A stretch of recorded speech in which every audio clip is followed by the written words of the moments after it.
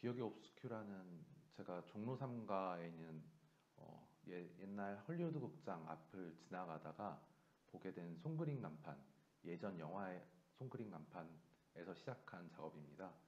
어, 그래서 제가 처음으로 봤던 영화에 대한 기억부터 그 이후 어, 연상되었던 다양한 기억들을 재조합해서 영화에 대한 기억을 여러분들에게 보여주고 싶은 작품들로 구성되었습니다. 옵스큐라라는 말을 저는 많이 안다고 생각을 했는데 사실 많이 모르시더라고요. 우리 초등학교 때 배우는 바늘구멍 사진기 생각하시면 똑같은 원리라 쉽게 생각하실 수 있을 텐데요. 바늘구멍 사진기를 통해서 나오는 이미지는 우리가 보는 이미지하고 다르게 반전되어 있다는 것들을 확인할 수 있는데요. 우리 눈도 마찬가지라고 생각을 했습니다. 그래서 뇌 속의 가상의 두 개의 오케라 중에 하나는 안구에 있는 망막이라고 저는 가정을 했고요. 그래서 망막에는 우리가 보는 것과 다르게 반대로 아마 상이 맺혀져 있을 것이고 그것들이 뇌 작용을 통해서 두 번째 옵스큐라처럼 우리가 지금 보는 것과 똑같은 형태로 보여질 거라고 생각을 합니다.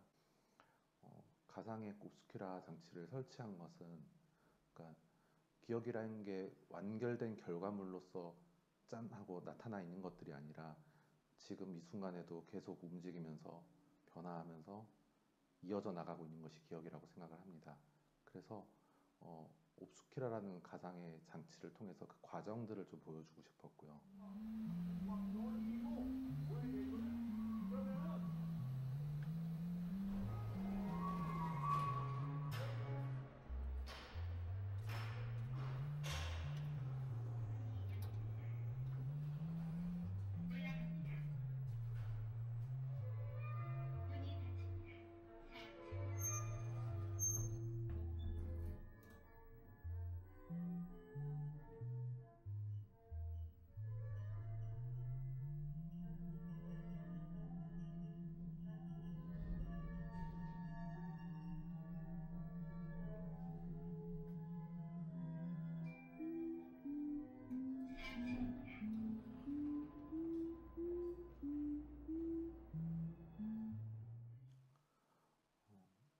기억은 다양한 종류가 있다고 뇌과학에서는 하던데요.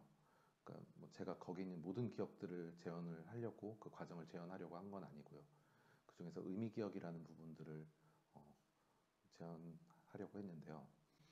그러니까 우리가 일상적으로 스쳐 지나가는 모든 것들을 기억하긴 하지만 그것들의 의미가 담겨 있지 않으면 우리가 나중에 소환하는 과정에서 뇌에서 그 작용이 쉽지 않기 때문에 어, 이렇게 의미라는 라벨링을 통해서 우리들의 기억이 저장되어 있다라고 생각을 합니다.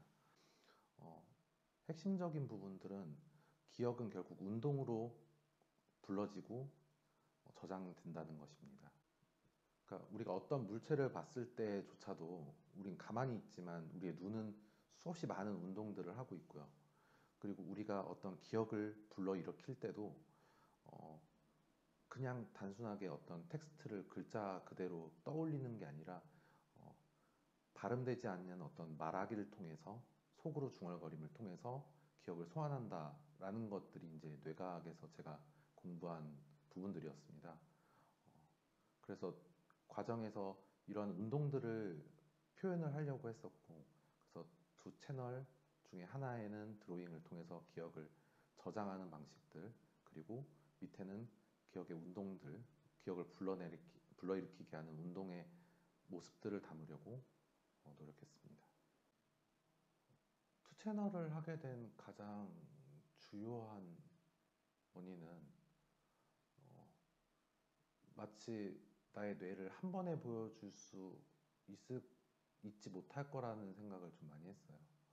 그러니까 뇌과학을 공부하면서도 기억이 뇌의 다양한 부분들에 저장이 된다라는 얘기들을 봤는데 뭐 전두엽이랄지 측두엽, 해마 뭐 이런 것처럼 우리의 기억들은 사실은 동일한 공간에 모두가 똑같이 저장되는 것들이 아니라서 좀 채널을 다 채널로 하는 게 그 기억을 재현하는데 좀 더 적합하다라고 생각을 했고요.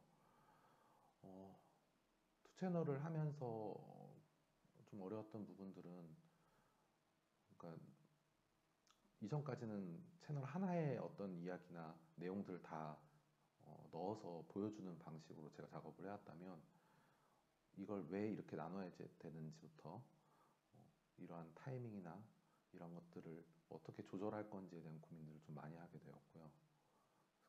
그래서 채널마다의 특징들을 부여하는 데 있어서도 좀 고민이 많이 들었던 것 같습니다. 애니메이션 만들 때 많이 쓰는 로토스코핑 기법이라고,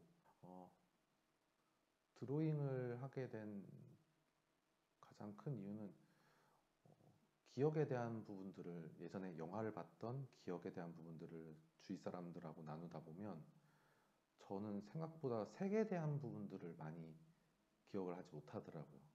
그러니까 저는 뭐랄까, 형체의 외관이나 형태에 좀 더 기억이 집중되어 있다는 생각을 많이 하게 되었고, 색을 많이 쓰기보다는 드로잉 선 하나로 뭔가를 해결할 수 있는 로토스코핑을 그래서 활용하게 되었습니다.